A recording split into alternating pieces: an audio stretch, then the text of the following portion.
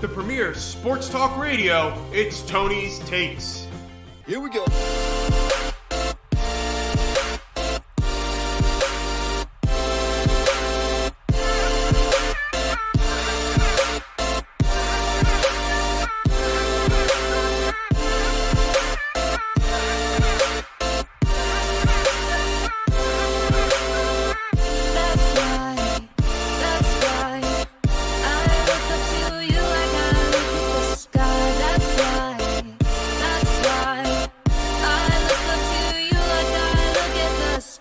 Hey, welcome back to another great episode of Tony's Takes, live right here on YouTube for the best show in sports talk radio. It's Tony's Takes, and of course, I'm not alone in the studio today. Sitting next to me is my co-host, Jimmy D. Jim, hello. Hey, Tony, how you doing? How was your weekend? Did you enjoy the big game? I did not really enjoy the big game. The boycott continued? The boycott continued. I gotta say, I did break the boycott for the second half, just for a little bit, but I was mostly on my phone scrolling through Strava and, Snapchat. For those who don't know, Strava is a alt-right website in which people tell each other how to run. Is that not right? Sure, Tony. Oh, I thought that was. Whatever you want. Sorry. I thought it was kind of like Parlor. But Sorry, I hit my mic. But I did eat probably upwards of 25 wings. It was tremendous. It was great. A PJ Wellahans amount of a Buffalo Wild Wings amount of wings for Jim this weekend. Oh, yeah. That's Definitely. good. Easy. That's fine. I hope you used the recipe we've been talking about. Oh, I did. And we made our garlic parm sauce, our buffalo sauce. Oh, my gosh, man. It was just so good. So many sauces. I love it. Feeling saucy. Oh, so saucy. And for those just tuning in to Tony's Takes, everyone's climbing into the live stream. Come on, get on in here. Welcome to Tony's Takes. We are up to 30 subscribers. That's right, folks. We are up to 30 subscribers. This is a great moment in Tony's Takes history, and I just want to thank everyone for coming out to the show and listening to the best show in sports talk radio. So thank you for doing that. Okay, so all those are out the window, right? Make sure to subscribe. If you're new to the show, make sure to subscribe. That's standard. That's standard. If you're ever on YouTube and you don't subscribe, what are you doing on YouTube? The whole point is that you can subscribe. So make sure to do it for Tony's Takes. So let's talk about what we're gonna talk about a lot of things on today's episode. And actually, fun fact, because I want to give credit right off the bat, Jimmy has now taken over the role. I've been so busy. I've been writing for A10Talk.com. I officially got my press pass. I'm going to be down at the the Atlantic 10 tournament in March. That's very exciting. And I've been doing the A10 Talk podcast. I'm a co-host on it. So I'm doing 2 shows, writing 3 columns a week. And I work a regular job, stretched very thin right now. So Jim, gracious Jim, has stepped up to the plate and has now been writing the show script. So now Jim has taken full autonomy, full agency over the show script. So just want to give Jim his credit. He is now the program director, I would say. So on today's episode, we're going to be talking about St. Joseph's University and the upcoming game against George Washington and why I think it's actually on the rocks for being played. Then we're going to go into the 76ers because who doesn't like the 76ers? They play tonight, 10 o'clock against the Blazers, so we'll preview that game. Seth Curry, the best three-point shooter in the league and is on pace to shoot 50% from 3. We got to talk about him. Unbelievable, and what I think contributes to his great shooting, so we're going to talk about that. We're going to talk about other NBA topics, mainly what interests both Jim and I from the Eastern Conference and the Western Conference teams that aren't getting the full coverage of the national mainstream media, but should not go ignored. So we're going to talk about those guys, those teams. Then we're going to talk about Carson Wentz, the potential trade with the Philadelphia Eagles, and we're going to talk about the big game, the Super Bowl, and why Jim finally won out on the season. That's right, Jimmy won the picks for the year, beating me 14-12 versus 13-13. So we're going to go into that, and then I got we're going to do Super Bowl review, and I've got a special few words for Jim, is what we'll say. This is it's about a minute-long segment on Jim, and I think he's really going to enjoy it. So We're going to get into it. But first, we're going to start with our St. Joseph's Hawks. That's right. Premiere show about St. Joseph's. Debbie Daniels in the chat. And also, if you're in the chat right now, live on YouTube, I know that for us, our fans who listen to us on Apple Podcasts, they can't chat with us. More of a reason to subscribe on YouTube. If you chat in the chat, we will read it. That is how Tony's Takes is done. And so, as I said, Evan Guerin goes, gotta love Strava Scroll. Evan, another big runner. So, Jim, I picked up this book the other day. It's about St. Joseph's University. And it is called Tales from St. Joseph's Hardwood by the legendary Jack McKinney, who we've talked about on this show. We actually had a very interesting rant last show, about the great history of St. Joseph's basketball. And I've been reading this book. It was brought to me by a listener of the show, Tyler. And I want to say thank you to him right now. And I've been reading the book, and I love the preface. And I'm going to read the preface. It's about 2 pages long. And it is worth reading because it sums up everything that I've said. And I feel like, well, first of all, I never read this book before. And for me to read the book after I write my monologues, after I write my Phil Martelli pieces, and to see everything I've said about the great history of St. Joseph's basketball written in this preface written 20 years ago, makes me realize that I'm on the right track, that I'm doing something right. That NBA caliber coaches who wrote this book about St. Joseph's University, that I'm right because they agree with me.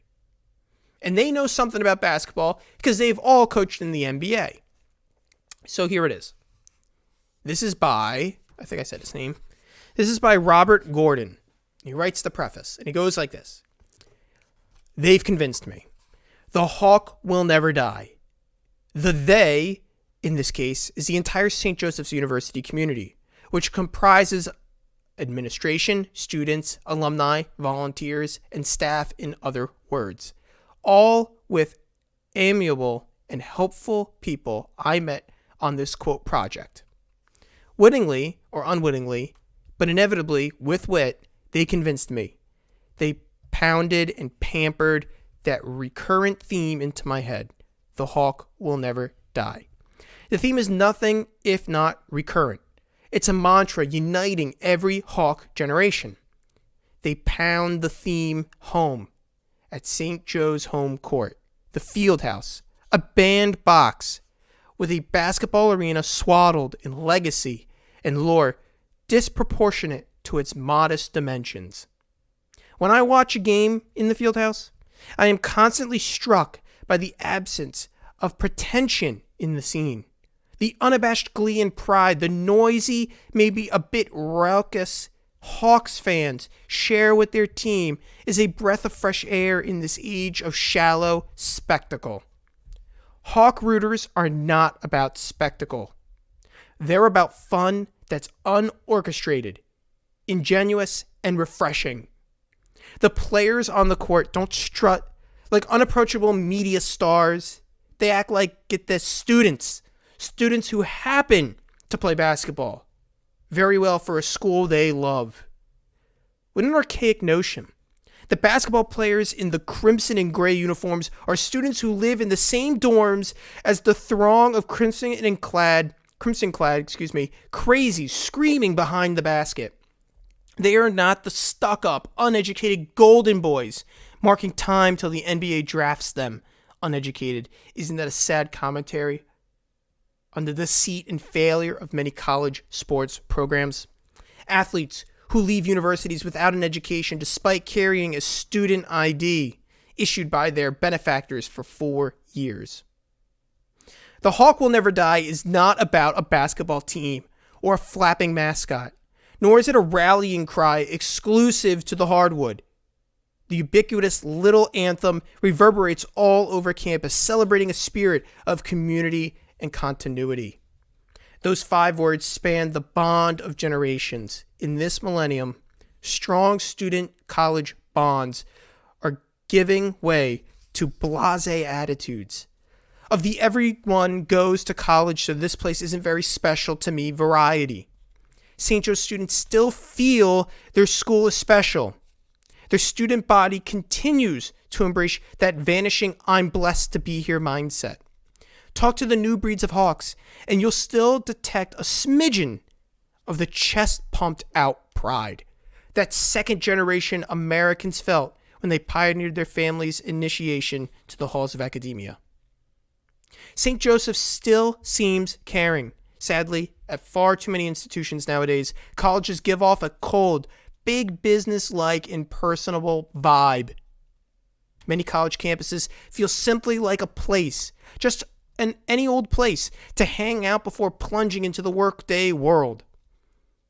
At many institutions with successful basketball programs, students seem to love their basketball team on a less vitriol level, and then the Hawks love their team.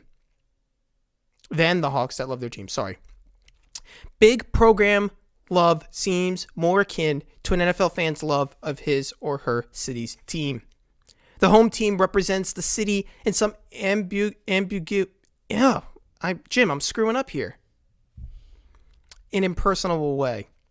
The players on the team itself exist outside the fans' world, and certainly outside the fans' reality. Fellow students know their team's heroes only via Sports Center. This last paragraph. The Hawk Will Never Die incorporates a lot of intangibles that relate to the school's student team alumni bond. You'll sense different nuances throughout this book. You'll get to know Jack McKinney, one of the Hawks' greatest coaches, as Jack recounts an eventful life that saw him play and coach at St. Joe's, win an NBA championship, cop the NBA Coach of the Year award, and coach teams in dozens of countries around the globe. But besides Jack's story, the majority of the book deals with the lore and legend of St. Joe's basketball. And who better to share this rich legacy than Coach McKinney? Inducted into the SJU Athletic Hall of Fame in 2004, Jack maintains an extraordinary rapport with numerous generations of players, fans, and coaches on Hawk Hill. They've all shared their insights and memories with Jack and me in hours of interviews, conversations, and countless emails. So, Jim, what I read in all of this, I'm going to read this last word real quick. Buy it and enjoy it, but heed this one caution. If any of your Villanova, LaSalle, Temple, and Penn friends pay you a visit, don't leave them alone with this beautiful book. You know how childish those other Big Five schools can be. They might deface it. Jealousy can be such a destructive emotion. What does this all say, folks? It says this. St. Joseph's University, we got to where we were, not because we thought we were great, which apparently is what happened. This whole argument with Phil Martelli, this whole argument with Billy Lang, people think they should just be good, that it should just be given to us, that we should just be good because we said we're St. Joe's, and you got to let us be good. No. We're good because we're humbled. We're good because we know we're a small school that has a rich history and is not afraid to go and win and beat the big guys who you only know, as the author says, who only know their players through Sports Center. No. And I can attest to this. You go to St. Joe's, you actually go to class with those players. You actually see them. And it is a different experience. And you bring that much more love for your school when that happens. You also go to all the parties with them, too, because they show up at almost every single party. It's crazy. Jim, what would you know about parties? Oh, I don't know. You know, I was only in college once. Only once. What did you think about those words? I thought they were good. Yeah, I think it's good. I think it speaks to the culture of the school. You know, we both went there, so I think it really relates to our experiences. I don't know. I mean, I guess that's kind of how you feel too, right? Yeah. It's a different culture at that school. It's not just like some regular school out there. It's a community, really. And I think those words, you know, he said it right there in the book. He said, "This isn't like any other school. That's just like it's just going to work. It's different. You have a lot of good friends there, and you know, Penn, juxtaposed to Penn, right, where kids are probably in the stacks studying. You know, it's like all the time. This is a little bit different. It's not that the St. Joe's kids don't study, but it's just a full culture of everybody hanging out and living the mantra, you know, the Hawk will never die. That runs deep, you know.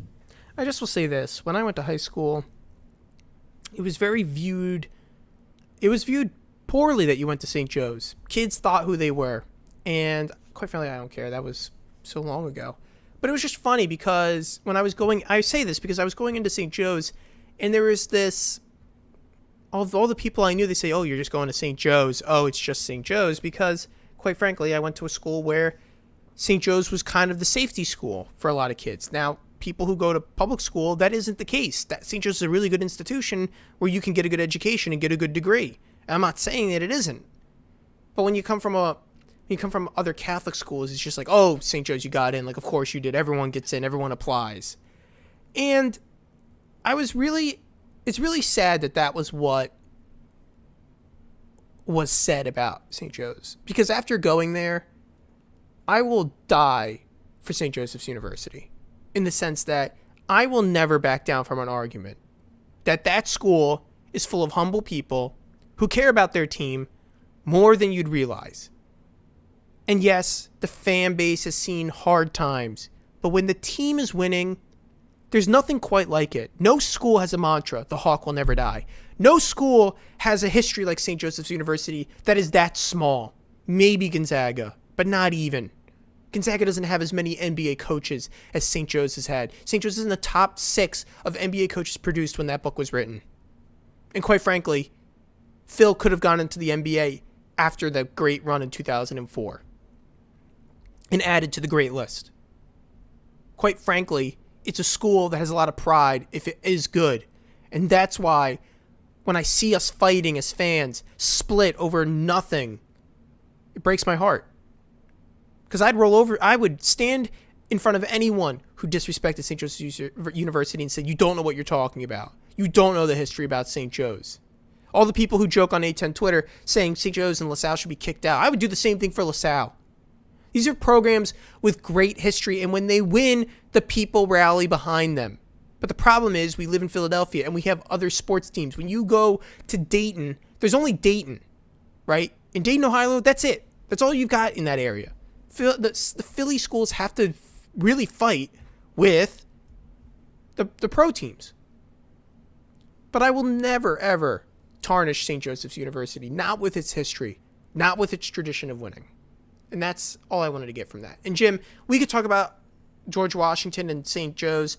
I don't even know if that game's going to happen because we're still on protocol apparently, and we don't know if the tests are going to come out or not. Word is that they might not play.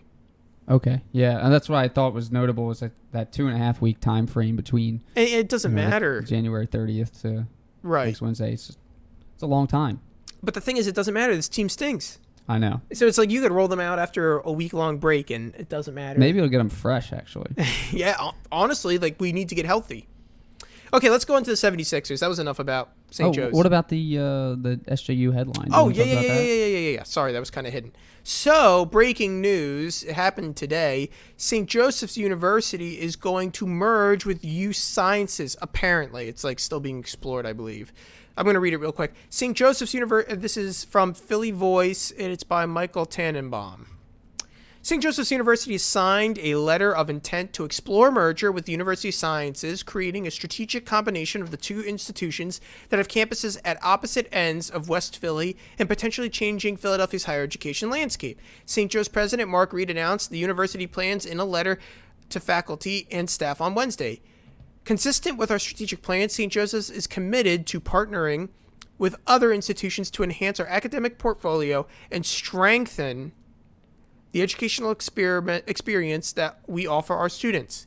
This approach has been effective for us across our schools, centers, and institutions, and many academic programs. It remains ever important as the state of higher education continues to change at a rapid pace and in significant ways.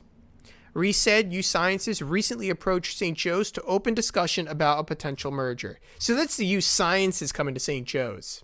Very interesting. I find that interesting because, you have Jefferson that's much closer. You got Drexel that's a little bit closer.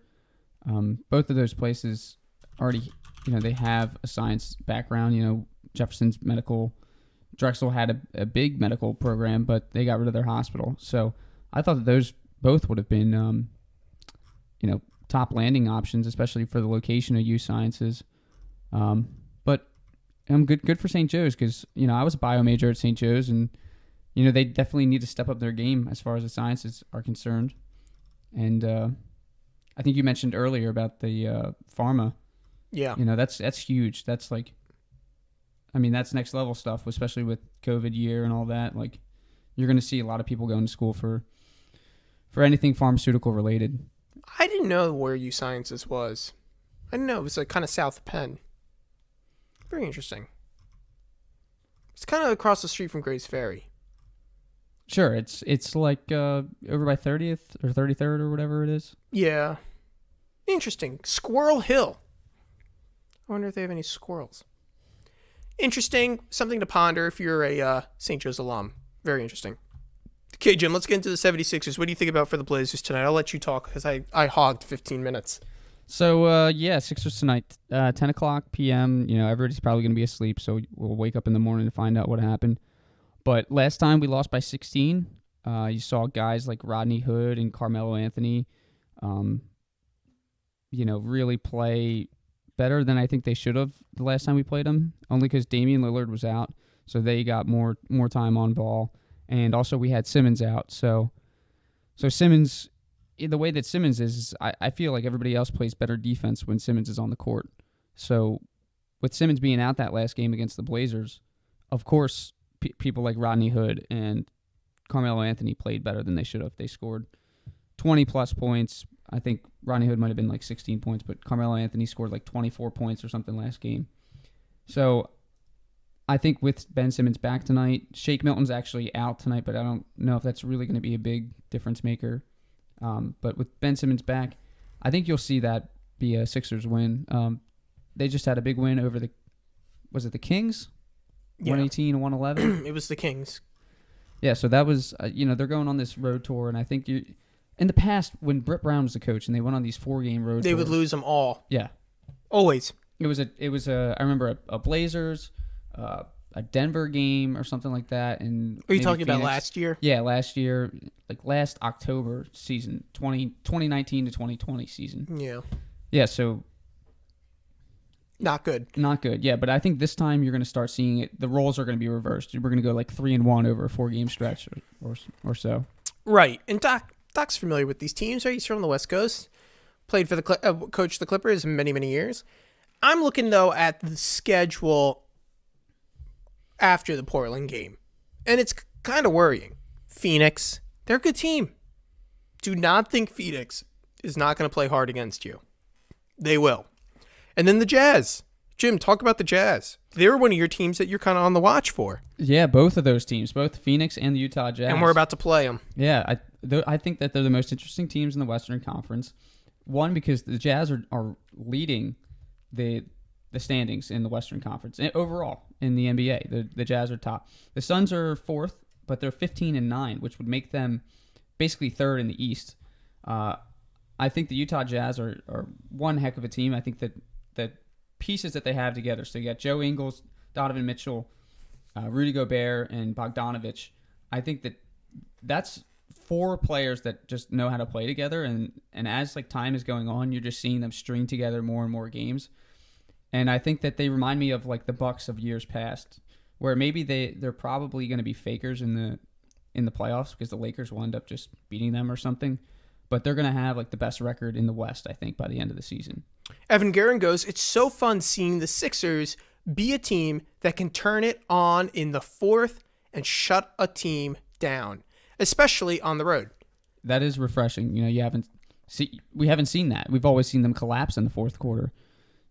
I mean, over the last 4 years. Right. And then Evan goes Embiid for MVP. Now, this is funny that you mentioned that, Evan. I was just looking at the box score, and you just read off the games that Joel has had. 42 points, 38 points, 33 points, 28, 37, 34, 37, 33, 25. And there's more 40-point games in there than I've read because I'm not going all the way back to the beginning of the season. We're now talking about LeBron being MVP because he had those 3 overtime wins for the Lakers, and for just reason. But the committee doesn't like to give out awards. They'd rather give it out to a player.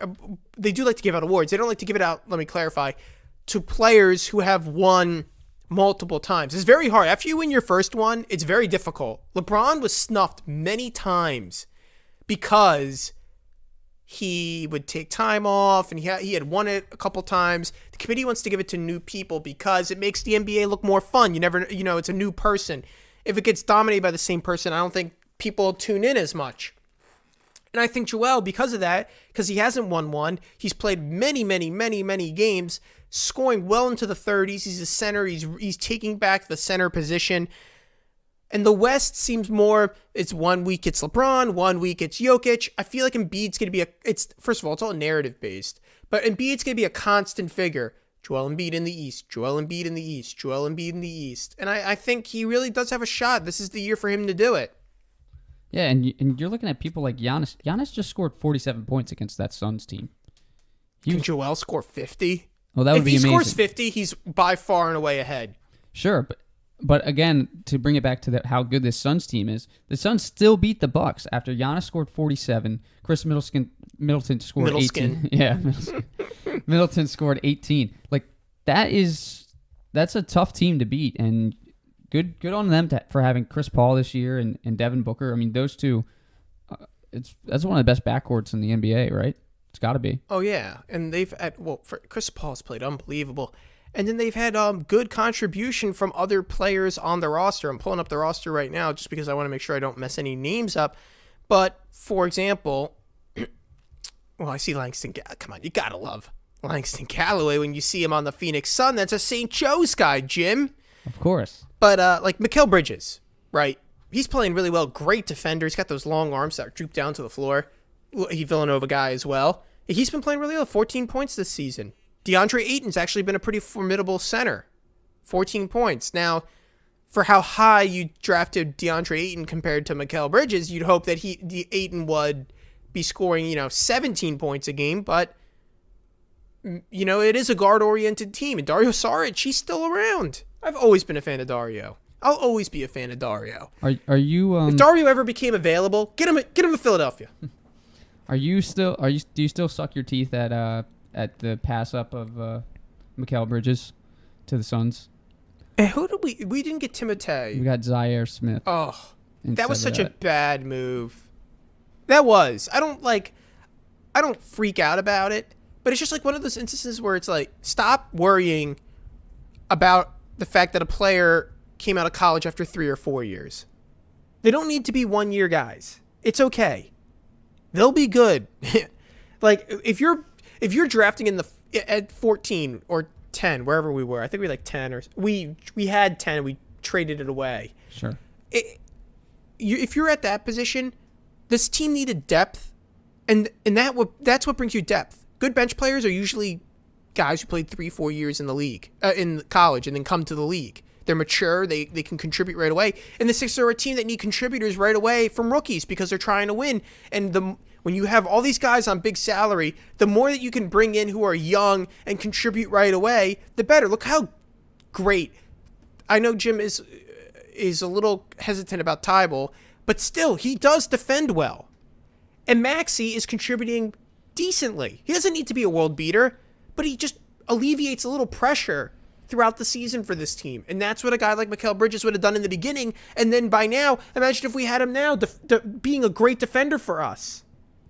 So, sure, I think that he would, on a young deal, on a deal that wasn't worth that much money. We got rid of the other guy. I mean, we're not even really seeing Matisse, score at all. I mean, he's playing 22 points or 22 minutes. He's getting 0 points.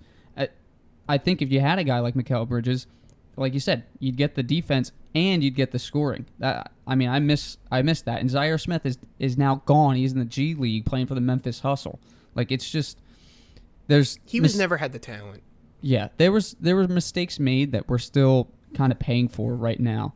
And that was Colangelo. Even with this team being as good as they are, they could be even better if we had those picks back. If we had Mikal Bridges back on this team. It just goes to show that people overthink their draft situation. Sure. They think they're just going to craft everyone. It's like good teams draft players they know are going to be good. You could possibly see, like, Mikal Bridges start over Danny Green or something, because... Possibly, yeah, on this team, for sure. Because I'm kind of... I'm hesitant on Danny Green and Matisse Thybulle lately. Yeah. So, Jim, let's talk about your Miami Heat now. Why do Okay. you have them on there? They were struggling for a very long time. All right, so they're interesting because all of a sudden Jimmy Butler's back, right? And he's 2 rebounds shy of a triple-double against the Knicks the other night. So do they have a realistic shot to come back and make the playoffs? I think so. I think this East is garbage. It's hot garbage. The standings are unreal. I think that maybe the 5th place team is under 500. Yeah. The fifth place team is 12 and 13. The 5 and 6 seeds are under 500. So with the Heat being 10 and 14 and the Raptors being 12 and 13, they're only a game and a half back and they're in 11th. There's plenty of room for this Heat to come back. I think that's why they're interesting. That's why they're the most interesting, because they have the right pieces to do it, especially when everybody's full strength. You know, you got Jimmy Butler and you got Kelly Olynyk, Bam Adebayo, Duncan Robinson, Kendrick Nunn, and Tyler Hero. It's the same group. Andre Iguodala. They're the same group that went to the finals last year. So why not? Why couldn't they make a run? So I think the Miami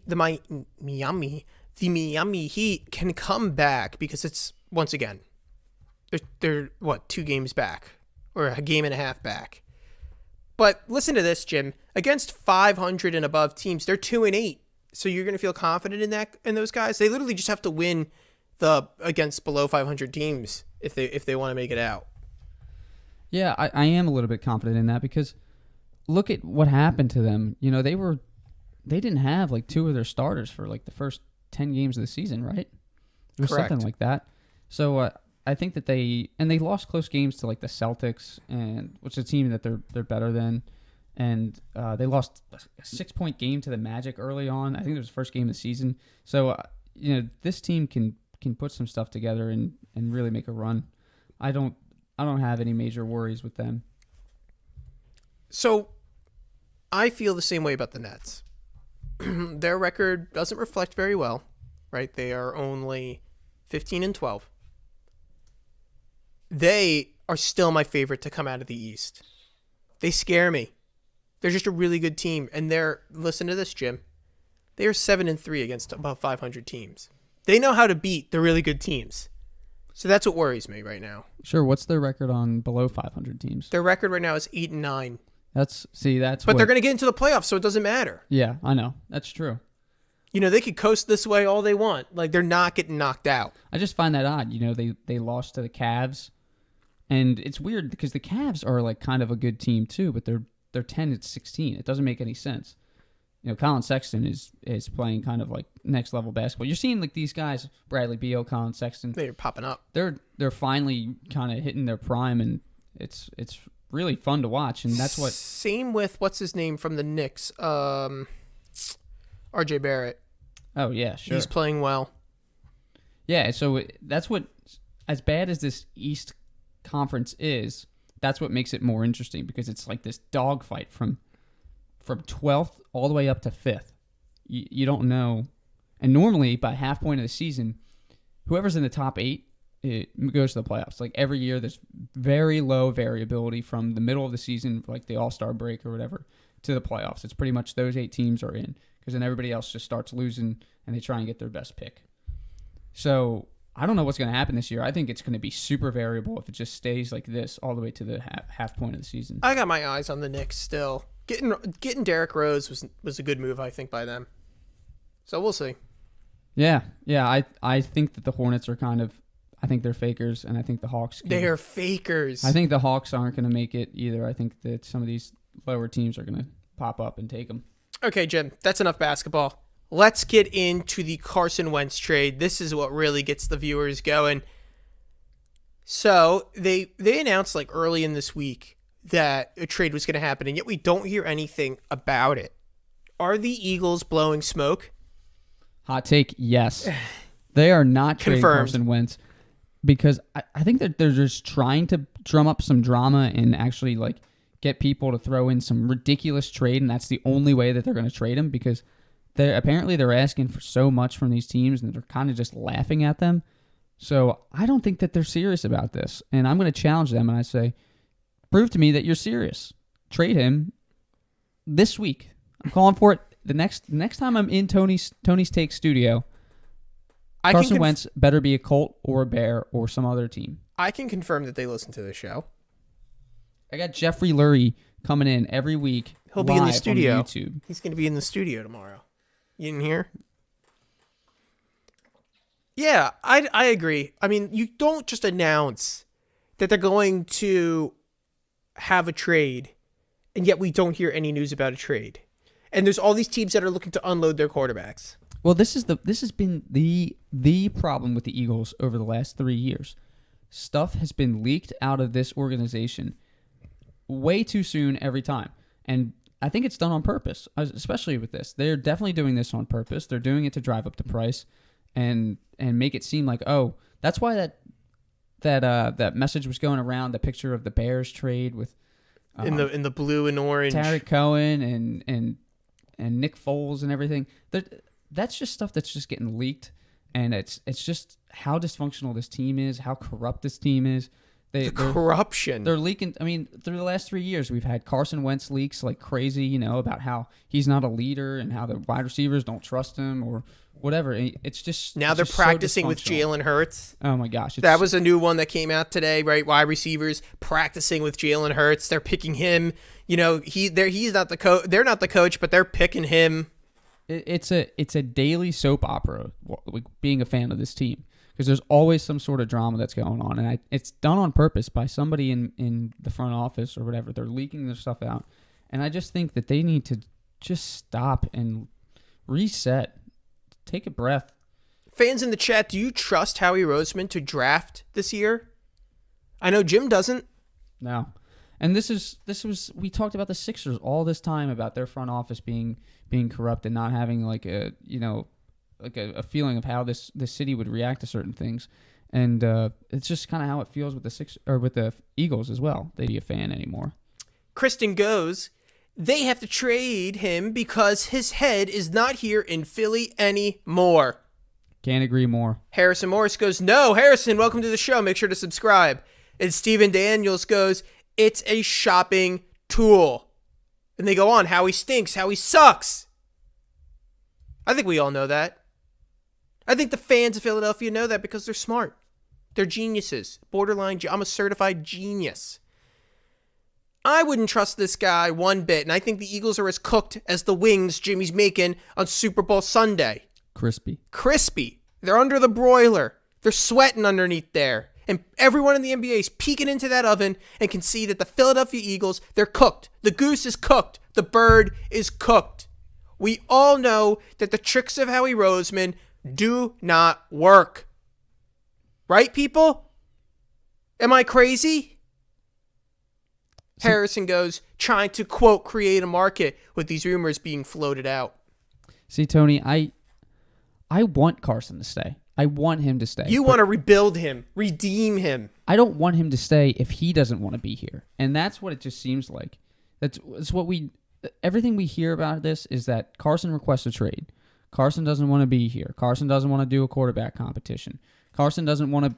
It's like Fultz all over again, right? Fultz was the number one pick. He had all this pressure to be the number one pick, to be the star, and guess what? He has some accident and his shoulder doesn't work anymore, and then he can't shoot or whatever, and then he has to restart his career down in Orlando. Well, guess what? Carson Wentz went through a Super Bowl. He watched another guy win that Super Bowl. So he led the team all through that season and then didn't get to win the Super Bowl, didn't get to do everything. So now all he's had is a statue of Nick Foles and Doug Peterson that he's had to walk past every day to go into the stadium whenever he had to go there or whatever. I'm a firm believer in that it messed his head up. There's no way that he's not in there every day thinking, how can I win a Super Bowl so this city will love me the way that they love Nick Foles. And I think he's messed up. I think he needs a restart, and I think that's why he really wants to get out. Because obviously it's not working here. The players don't play that good around him. They played better around Jalen Hurts. They're less motivated with him on the field. You could see that immediately in that Packers game when they took Carson Wentz out and they put Jalen Hurts in. They started scoring touchdowns. People looked alive again, and people actually wanted to play football. I got to read this one, Jimmy. Real situation goes, does Jimmy D still offer on-site sports massage? Kristen goes, Jim, I feel like Wentz staying here is like staying in a relationship after someone cheats. It's never the same. Real situation then goes, vote for Brown and Tatum. He's talking about the NBA All-Star voting. Sure. I got for real situation. What's your hourly rate? I don't offer that anymore, but I know a guy by the name of Jim Early who can take care of that for you. He'll be on the show tomorrow. Yeah. Tune in tomorrow. He'll drive over with his van. And then Graham, who's a Boston fan, well, that's a good transition right here. Thanks, Graham, for tuning in. Had to watch his boy, Golden Boy Tom Brady, win a Super Bowl.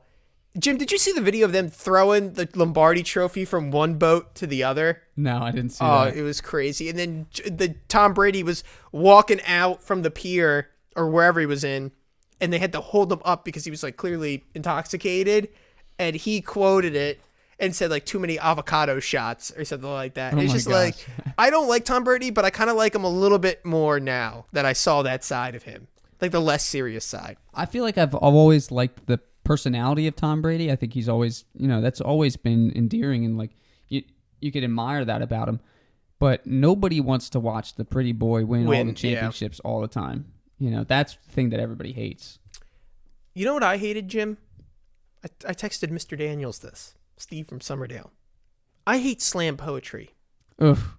And they opened the Super Bowl, because we're talking about the Super Bowl, on slam poetry.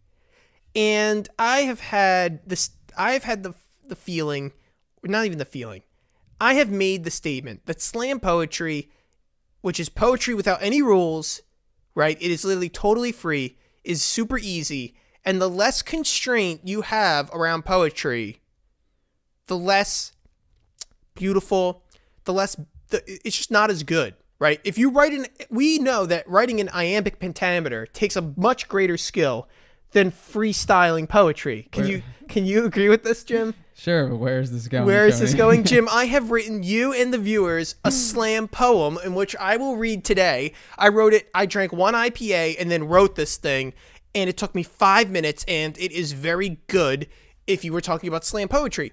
And I'm going to read it to the viewers. I'm going to read it to Jim. Jim, please do not laugh and do distract me, because it is going to be very funny.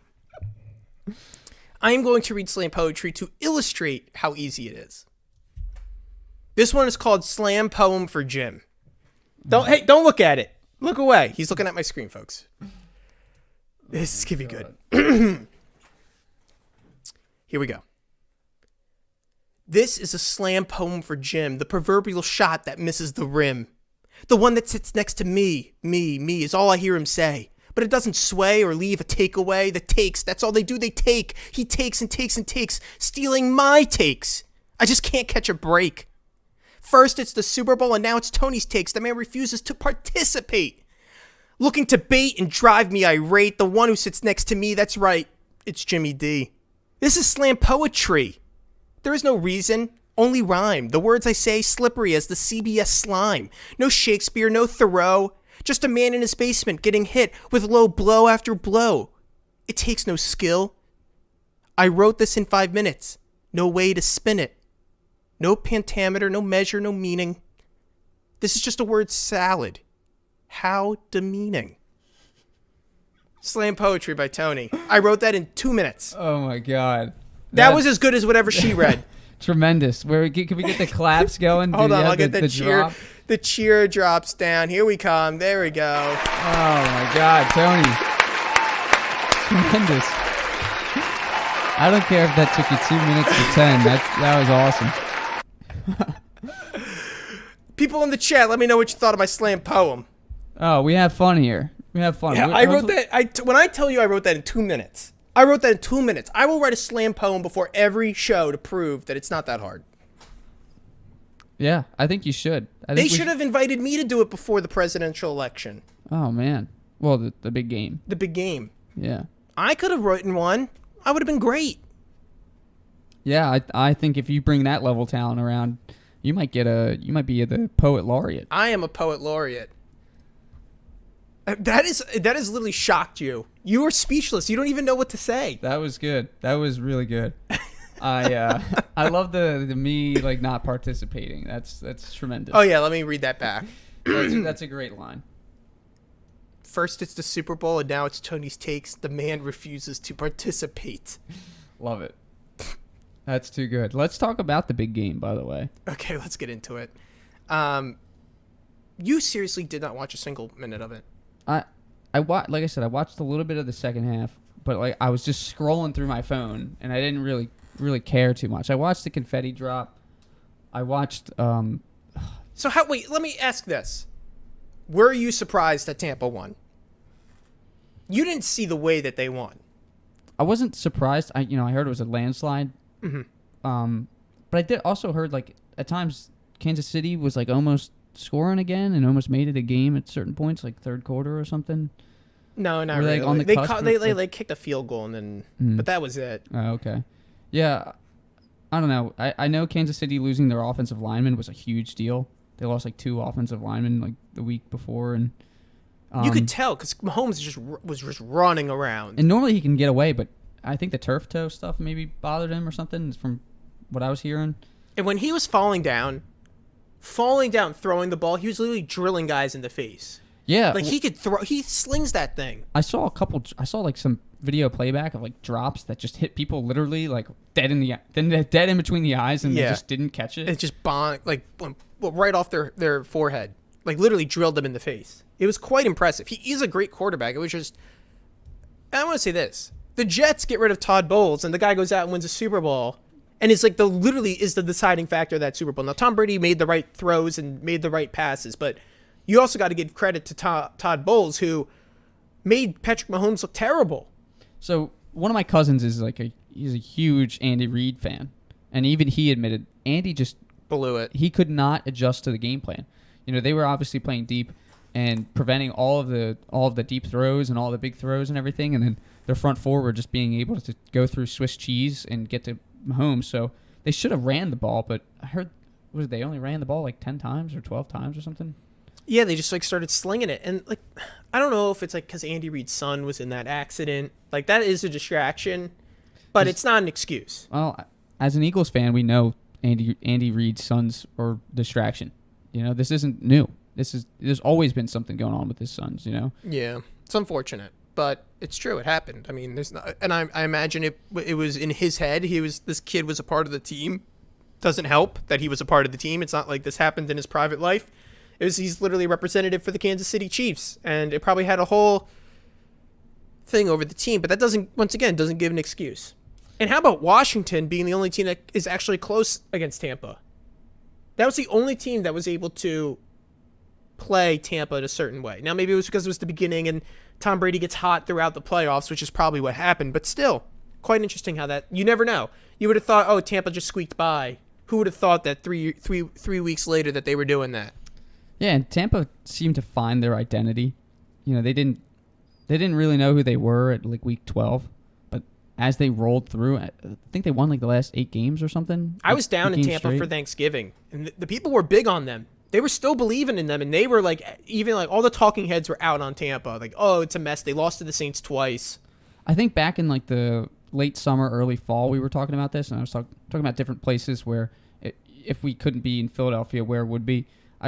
Tampa always came up. Phoenix came up, and I think maybe Chicago for me. Mm-hmm. But Tampa, because of the Lightning and the Rays and now the Bucks, they just seem to just roll through championships, and it's kind of becoming what Boston was Tampa 4 years ago. Now they just, and if only the Raptors were good, because now they have the Raptors playing down there for basketball. Oh, the Raptors play in Tampa. Okay, wow, that would have been funny. Yeah. Imagine if the Raptors were good 2 years ago. They came down there and won a championship. Would have been people would have just been it would have been unbelievable because it's just this winning streak. Well, people would move down there just to be a fan of 4 teams. That's incredible. I mean, Tampa's going to be growing soon. I think a lot of people are moving there. But how about the fact that you mentioned the Tampa Bay Rays. You think the Dodgers now they're going to win another championship after they signed Trevor Bauer? Yeah, they could. They very well could. I mean, they're always in it, right? They buy everyone up, man. They are not afraid to sign guys. And thankfully, the Phillies are kind of doing the same thing. I think that I saw some sort of statistic that showed 6 or 7 minor league pitchers that we signed. There's been a ton of little alerts popping up on my phone for the Phils. Yeah, it's been really good. They've been really been investing. So maybe that's just the model. I mean, that's what the Yankees did forever. They just buy their players and they win championships. And it worked until now. Yeah. But then now the Dodgers are doing it, and the Rays are a small budget team. They just, you've mentioned this before. They've grown a lot of their players in their own system. And then they leave because they can't keep them. Yeah. I mean, I think the Dodgers do a hybrid approach. They don't buy everyone. They do have some homegrown players. Clayton Kershaw is a homegrown player. He is not bought. He's been there forever, too. So is who's the batter? The one with the funny swing. Like, he gets underneath. I don't know how to describe it. I forget his name, though. Why is it rolling off the top of my head? Young guy. Well, they just lost Kike Hernandez. No, not him. He plays in the outfield. The minute you say his name, I'm going to know. Cody Bellinger. Yes. That's it. He's homegrown. Yeah. So he's pinnacle to them. He's like one of their best hitters, if not their best. He's pretty young still, I think. Yeah, he's only been in the league for 4 years? He's 25. Yeah. 5 years maybe? I don't know how young he gets called up. He got called up pretty young, if I recall. Like a Bryce Harper situation, like playing at 19 or something. Yeah, he's just one of those just natural talented kind of guys. Bryce Harper was hitting like 450 yard in high school, like yeah. in Vegas. Like he would just smack the ball around. Sure. I'm excited for baseball. I can't wait for it to come back. Yeah, me too. And they're in these negotiations still. I know. But it's kind of annoying. It's going to happen, and I think, well, not that I think. I am very faithful that we are going to be in Citizens Bank Park in 2021. Oh, I hope. I will go to a game. I mean, I need a heater right now. You know what a heater is? No. It's like this specialty cheesesteak at Campos. Where's Campos? It's over by Tony Luke's over there in the outfield. Okay. But they do like a specialty like hot sauce and stuff. Like it's a spicy. You're a big hot sauce guy. It's a spicy cheesesteak, but it's so good, dude. Tremendous. I'm the class. So I've been to many ballparks. I don't know if you've been to many ballparks outside Citizens Bank. Have you? I've been to the Diamondbacks Stadium. Okay. And I've been to Baltimore. That's it. I've only been to those three. I've been to Baltimore, the Nationals. I've Brewers. I've been to Yankee Stadium. I've been to. Oh wait, no. Atlanta. I've been to Atlanta. I bring this all up because in all the stadiums I've been to, which isn't really that many, I was outside Pittsburgh, so I never went in. Of all the ones I've been to, which is PNC, isn't it? PNC Bank? Yeah, sure. Of all the ones I have been to and like actually actively walked around, no one has sauerkraut like the Phils. Ooh. And I love that. Maybe that's just like a... And I've been to Orioles, Nationals. Yeah. No, some of them have onions, but none of them have sauerkraut. And the Phils have sauerkraut. And I love that. The only other one that has had sauerkraut is Wisconsin. I wonder if that's like a call to... All the Polish or Germans who live in Philadelphia. Sure. I mean, there's a town named Germantown. Germantown, yeah, that's what I was thinking. That's where they all lived. I think that's what it is. I don't know. I love sauerkraut. I think I like onions on my thing. That was a big thing in Georgia.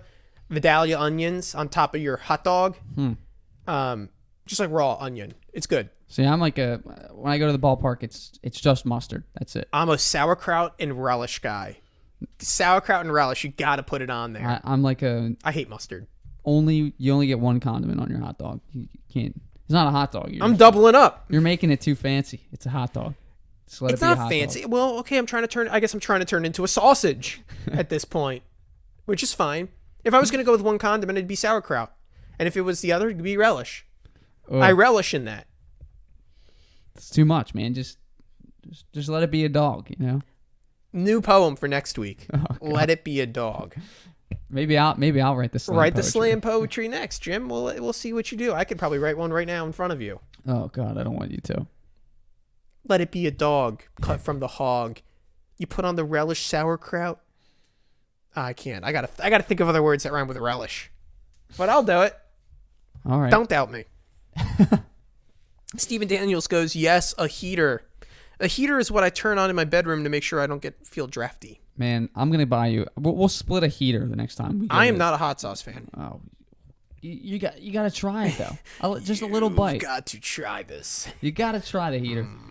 All right.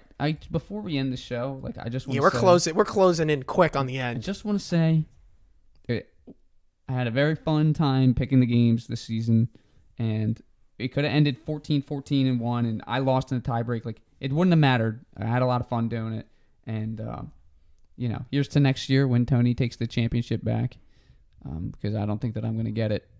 I don't think that I'm going to be that lucky. The mailbag. Yeah, that's right. Bring your takes to the mailbag. No, I thank you, Jim. But we all know that we don't like you, and the fans like me and my slam poetry, and so I know I shut them up. I am a ungrateful loser, and I don't like you anymore, and that's fine. I guess I'll find some way to fall asleep at night. For all those listening to Tony's Takes right now, thank you for tuning in. That does it for tonight's show. But please make sure to follow us on Twitter at Tonys_takes. Make sure send in takes to the mailbag. Tony'sTakes.1851@gmail.com. That's Tony'sTakes.1851@gmail.com. Make sure to check out my columns at a10talk.com. And on top of that, the most important thing you can do, we hit 30 subscribers. So thank you to everyone who subscribed to the show. Make sure that you subscribe to us on YouTube if you're not a subscriber, and double click the notification bell. That way you get notified every time we go live. Steven Daniels in the chat, one last comment. He couldn't let it go. Says, hey, Karen, how's the tree light situation? One fight at a time. It's either sauerkraut on hot dogs this week, or it's the tree in the yard next door. The tree is still lit, but at one point it will be off. We will see. Jim, thanks for being on today's show. Thanks, Tony. And I just want to say, if anybody has any friends that they think might be interested in the show, please share it, Yes, that's very important. 5-star reviews on Apple Podcasts as well. We're on Apple Podcasts, folks. Come on. Of course.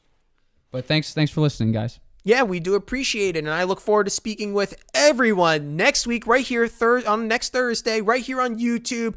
This has been Tony's Takes. The premier sports talk radio, it's Tony's Takes. Here we go.